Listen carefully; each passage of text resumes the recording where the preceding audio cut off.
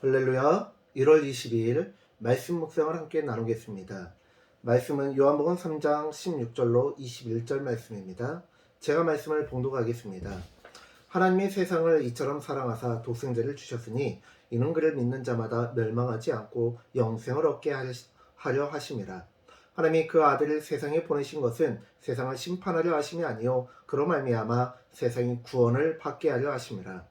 그를 믿는 자는 심판을 받지 아니할 것이요 믿지 아니하는 자는 하나님의 독생자의 이름을 믿지 아니하므로 벌써 심판을 받은 것이니라. 그 정죄는 이것이니 곧 빛이 세상에 왔으되 사람들이 자기 행위가 악함으로 빛보다 어둠을 더 사랑하는 것이니라. 악을 행하는 자마다 빛을 미워하여 빛으로 오지 아니하나니 이는 그 행위가 드러날까 하며 진리를 따르는 자는 빛으로 오나니 이는 그 행위가 하나님 안에서 행한 것임을 나타내려 함이라 하시니라. 아멘. 오늘은 요한복음 3장 16절로 21절 말씀을 본문으로 해서 구원의 하나님이라는 제목으로 하나님의 말씀을 전하겠습니다. 많은 종교에는 종말에 대한 기록이 있습니다. 이 세상의 끝이 올 것이고 그 끝은 사람들의 상상을 뛰어넘는 고통과 괴로움이 있을 것이다 라고 말합니다. 기독교에도 물론 종말에 대한 기록이 있습니다. 요한계시록을 보면 말세에 대한 언급을 하고 있습니다. 그러나 기독교와 타 종교의 차이는 다른 종교들은 사람들의 공포심을 자극하는 반면 기독교는 보상을 이야기하고 있습니다. 타 종교는 사람들의 타락과 신의 무자비한 심판을 이야기합니다. 그러나 기독교는 마지막까지 충성하는 자들에 대한 보상을 이야기합니다. 왜냐하면 우리의 하나님은 단지 우리 하나님과 하나님을 믿는 자들의 관계는 신과 그 신을 따르는 추종자, 신도의 관계가 아니고요. 그 관계를 뛰어넘어서 하나님 아버지와 그의 자녀들이기 때문에 그렇습니다. 그분의 관심은 우리를 괴롭히는 것이 아니라 심판하는 것이 아니라 우리를 구원하는 것입니다. 병원에서 수술이 끝나면 의사들이 환자를 괴롭힙니다. 수술 마친 후 목이 마른데 절대 물을 마시지 못하게 합니다. 그저 수건을 꽉 수건에다 물을 적셔가지고 꽉 짜서 입술만 적실 정도로만 주라고 해요. 또한 방귀가 나오기 전까지는 음식을 먹지 못합니다. 그리고 이제 하루 이틀 지나고 방귀도 나오고 이제 먹고 하면은 이제 막 배가 수술한 부위, 배를 가르고 뭐 암을 수술한다든지 그렇게 하잖아요. 그럼 그 수술한 부위가 땡겨서 아파 죽겠는데 막 걸으라고 해요. 걸으라고 하고 움직이라고 합니다. 왜 그럴까요? 그래야 회복이 빠르고 그래야 이게 덧나지 않기 때문에 그렇습니다. 환자를 괴롭히지 않는 의사는요, 환자를 사랑하지 않는 것입니다. 환자를 사랑하기 때문에 환자의 회복을 돕기 위해서 의사는 환자를 괴롭힙니다.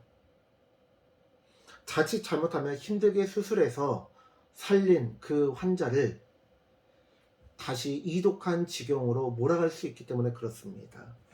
16절에서 하나님이 세상을 이처럼 사랑하사 독생자를 보내셨다고 합니다.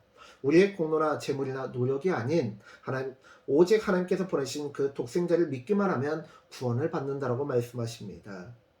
하나님께서 그 아들을 보내신 이유는 이 세상을 심판하기 위함이 아니요 오히려 구원하기 위함이다라고 말씀하십니다. 그러나 하나님을 믿지 않는 자는 스스로 심판의 길을 들어선 것이다 라고 말씀하십니다. 인터넷에 올라온 여러 영상들을 보니까요, 비슷한 내용들이 있는데요.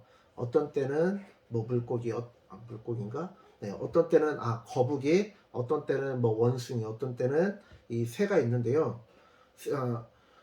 이 동물 구호팀이 그 그물이라든지 줄에 묶여가지고 날아가지 못하고 이렇게 자유롭게 도망가지 못하는 그 짐승에게 도움의 손길을 내밀려고 가면 어떻게 하죠? 고통과 또한 공포 때문에 자신을 도와주러 온 사람인지 자신을 죽이러 온 사람인지 구별하지 못하고 막 엄청 흥분합니다. 제가 본 영상에서 보면요, 어떤 새가 있는데 그 새가 줄에 묶여가지고 날개가 줄에 묶여서 날아가지 못하고 그냥 푸저적거리는 거예요. 그러니까 이 도움을 주려고 하는 사람이 가서 이제 딱 그 몸을 붙잡고 그 몸에 있는 그 줄을 하나하나 풀는데요. 그 새가 사람 딱 오니까 그 사람의 손을 꽉 무는 거예요. 부리로. 그리고는 자신의 구조가 끝날 때까지 그 부리를 놓지 않는 거예요. 그나마 그 새는 그 사람의 손을 꽉 물어서라도 가만히 있고 그래서 구조를 받지만 만약에 줄이 묶여 있는 채로 사람이 도와주려고 왔는데 오히려 자신을 죽이는 것으로 착각하고 도망가면 어떻게 될까요? 스스로 동물이 스스로 자신의 몸에 묶여 있는 그 줄을 풀 수 있을까요? 못 풀죠. 그럼 점점 그 줄이 그 짐승을 그 동물을 째어갑니다. 그리고 그렇게 되면 어떻게 돼요? 피부가 벗겨지고 상처 나고 피가 나고 그러다 보면 그 상처를 통해서 병균이 더 쉽게 침투하고 그러다 보면 그 짐승은 죽을 수밖에 없는 거예요.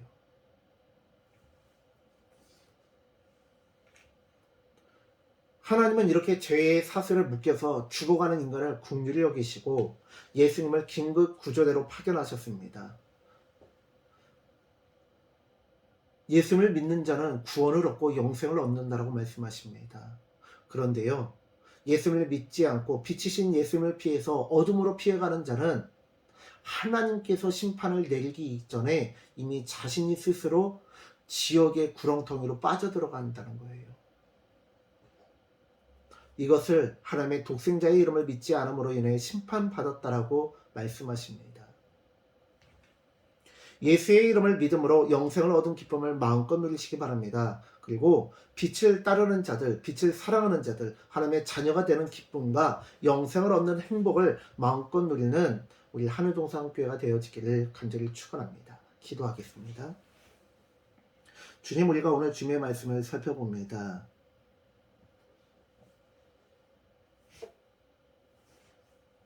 우리가 주님의 말씀을 살펴보는데 주님께서는 우리를 사랑하셔서 우리를 구원하시기 위해서 이 땅에 오셨습니다.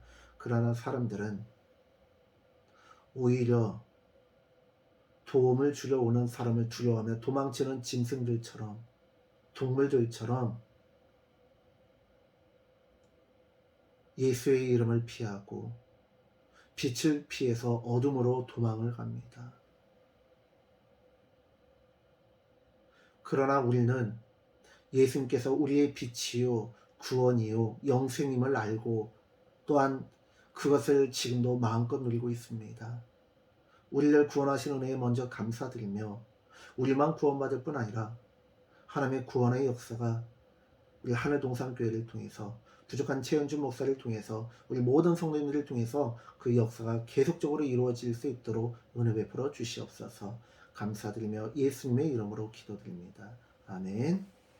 사랑하는 성도님들, 오늘 하루도 하나님의 말씀대로 살아가시는, 그리고 그 구원의 기쁨을 마음껏 누리시고 또 우리 교회가 그 구원의 장소가 되어질 수 있도록 예수님을 만나는 장소로 쓰임받을 수 있도록 기도하시는 우리 성도님들 되어지시기를 간절히 축원합니다. 샬롬.